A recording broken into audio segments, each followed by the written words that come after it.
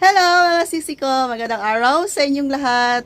Kumusta na kayo? Ayan, dito tayo sa likuran sa may bandang school supplies natin. Kasi yung napamili ni Kuya Dave na mga school supplies ay kunting share lang mga sisi ko. Silipin lang natin kung ano yung mga napamili ni Kuya Dave at yung mga item na kakahatid lang din from grocery. So, thank you so much grocery. Ayan, so flex ko rin sa inyo yung nabili kong terno na pangbahay kahapon nung last vlog ko. Ayan, suot ko na siya mga sisi ko, komportable siya, hindi gaano ka iksi yung kanyang short, malamig ang tela. Ayan, kung gusto nyo lagay ko yung product, pakita ko sa inyo mga sisi ko ha, wait lang, diba? O ayan mga sisi ko, ganito lang siya kahaba, lampas tuhod, o diba, presko lang ang tindera, tapos bagong ligo, ito yung suotin, o diba mga sisi ko. Ayan, so plan ko sanang mag-vlog doon sa loob ng room sa kwarto ko na makalat. Pakita ko sa inyo yung mga nabili kong mga item na nabudol ako sa Shopee, tapos may nabili ako mga bags na nasayang lang, worth 8,000 na bag at saka nasa 3,000 na bag. Ayan, gusto kong i-share sa inyo sa susunod na vlog na lang mga sisi ko. Kaya lesson learned na talaga na hindi, kung ibili ko man ng mga ganyan na ganyan kamahal, kung ang maganda alahas na lang siguro kasi mapakinabangan pa. Tapos yun na yung ipapakita ko sa inyo, yung mga nabudol na item, nabudol ko na mga item. So ngayon, kung bibili man ako, hindi na yung mga damit-damit, ito ang bahay lang naman to, okay lang. Ayan, maganda siya mga sisi ko, maganda ang kulay. Ayan. So sa skincare ko, hindi ko pa napakita lahat. Grabe no, 50 years old, skincare pa yan. Naglagaan natin nating sarili. Kung sabi saya pa, mintras bata pa ta, nasa 50 pa si Ate Rose ninyo. So kung mag-skincare tayo, tatalab pa. Kaysa mag-skincare tayo na mag-60 na, hindi na tatalab. So ngayon pa lang, simulan na natin. At least naman lang, makabili na tayo kahit papano. Kasi wala na tayong estudyante pa na bibigyan ng allowance araw-araw. So, maalagaan na natin yung sarili natin. Hindi na tayo katulad noon na syempre, budget talaga kasi araw-araw hihingi ng pamasahe, si kring-kring, tuition. Pero ngayon, makakabili na sa Ate Rose. So, parang pumuti ako sa damit ko or sa mga ginagamit kong skincare. Ilagay ko yung product ng ito, damit at saka yung mga skincare na ginagamit ko. Sa susunod, actual ko talagang ipapakita sa inyo. Kung t-shirt lang mga sisi ko, skincare na matanda ninyo, buhay tendera. Okay? So, nagpabili pala ako kay Kuya Dave ng ito mga sisi ko, whiteboard. Hindi siya whiteboard marker ha, whiteboard talaga. So, ito yung whiteboard mga sisi ko na nabili ni Kuya Dave. Ayan, 110 ang isa. Isabit ko to siya sa harapan ng tindahan. Ilagay ko siya sa labas. Saan yung dito? Wala siyang sabitan. Paano ko siya isabit? Paano ko siya isabit mga sisi ko? Tapos isulat ko dito yung hotdog for sale, chorizo, tapos tuna chorizo, pork chorizo, o kung ano pa mga frozen products na gusto nating ibenta. Ayan. Kung naubos na, pwede nating i-erase. Basta gamitan siya ng whiteboard marker. 110 lang to mga sisi ko. Mahal na to siya sa mall, sa school supply section. Ayan. Sa wholesaler kasi ito mga sisi ko. Kaya lang, paano ko to isabit? Wala siyang sabitan mga sisi ko. Paano to? Sige lang, gawan lang to ng paraan kung ano yung technique nito para ma-ano natin siya, maisabit. Tapos, ito, 20 pieces na 1/4 kasi nagkamali ako ng pagpabili kay Kuya Dave last. Itong sa box. Yan. Dito na tayo sa box.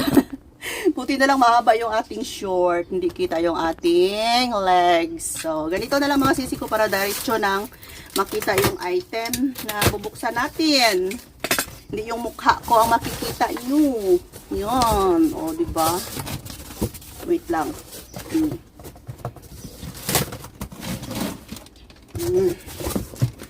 Nagpa-add ako kay Kuya Dave ng test good kasi napakamabenta nito dito sa aming tindahan. Tag 2, 3, 5 piraso ang binibili ng aking mga suki kasi proven and tested na nila ito na maganda siya. So, pag may stock, bibili talaga ako ng marami and never na akong bibili sa Shopee.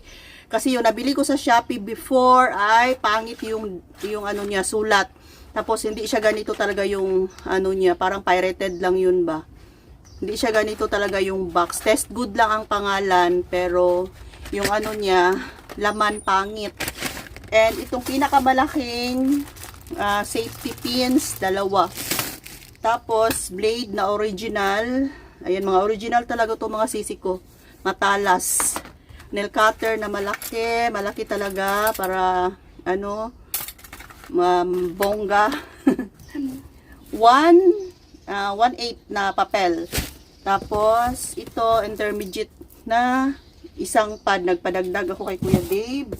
2 dosena ng crayon. Joy lang kasi mahal yung Crayola na brand talaga.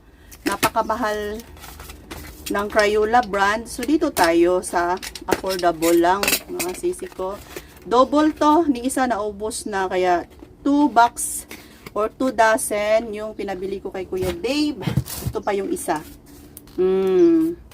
And grade 4 na papel. Isang rim and 50 perasong 1/8 illustration board. Mahal ang illustration board sa mall mga sisi ko. Pero ito mabibili ko lang siya ng 5 pesos each. Sa school supplies kung saan ako namimili, 5 lang. Pero sa mall, walang ganito na 5 pesos. Mahal doon. Yan, balik na natin to. Next ay yung sa grocery.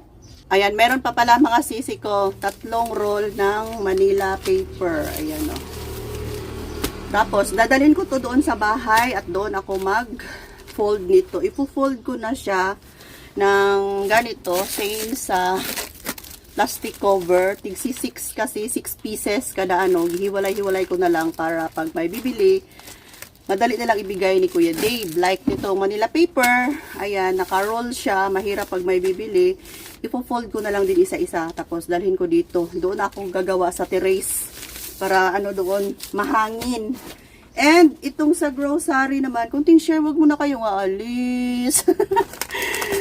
Ano na lang natin, ipagpatuloy na lang natin yung item from grocery. Ayan ito.